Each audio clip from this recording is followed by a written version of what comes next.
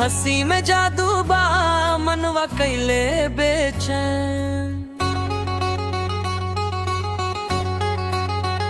गांव के पोखरा किनारे तोहरा देखी दिन दिन।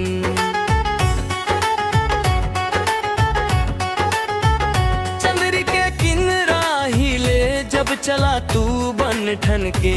हमर धड़कन के है लागल अरे ही हो जन के। अखियां से तीर चलाव दिलवा के आर पार।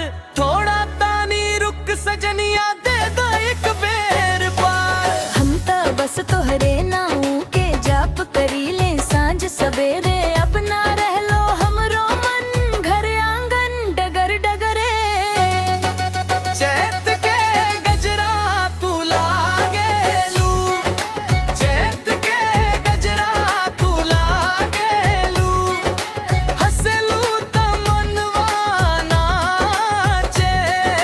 चैत के गजरा तू लागेलू। चैत के गजरा। चैत के गजरा।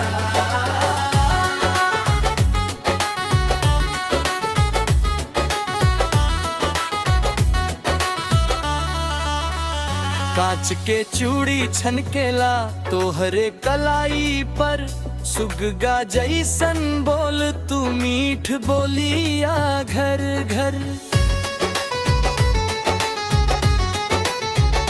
आम के मंजर महकेला तोहरा गना संग। हमरा नजर टिकाबा तोहरो नाक के नथिया संग। अखियां से तीर चलाव दिलवा के आर पार। थोड़ा तानी रुक सजनिया दे दे एक बेर प्यार। हम तो बस तोहरे नाऊ के जाप करी ले सांझ सवेरे। अब ना रह लो हमरो मन घर आंगन डगर डगरे। चैत के गजरा तू लागेलू। चैत के गजरा तू लागेलू।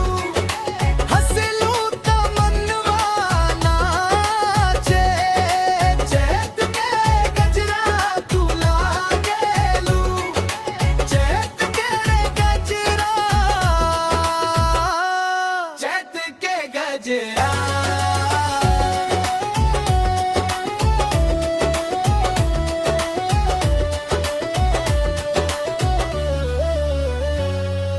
सांझ भइल त चौपाल पर तोहार नाम के बाद।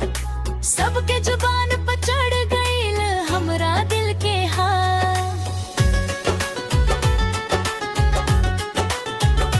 फगुनवा के रंग जैसन तू रंग देला रात। देखत रहनी तोरा के भूला गईलू सभेला। अखियां से तीर चलाव दिलवा के आर पार।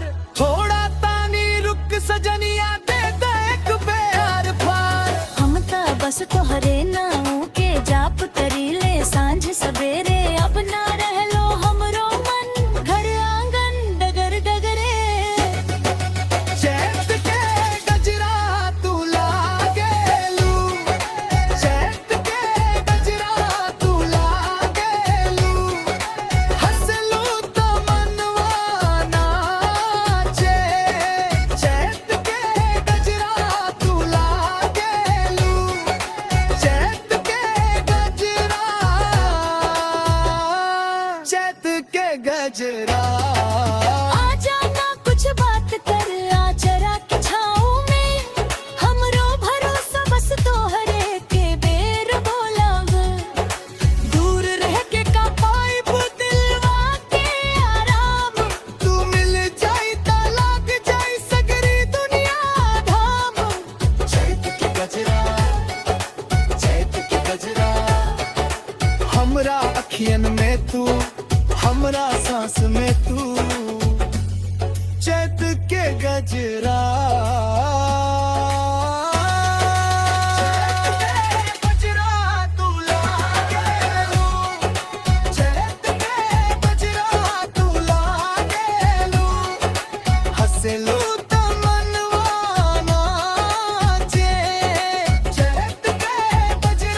तू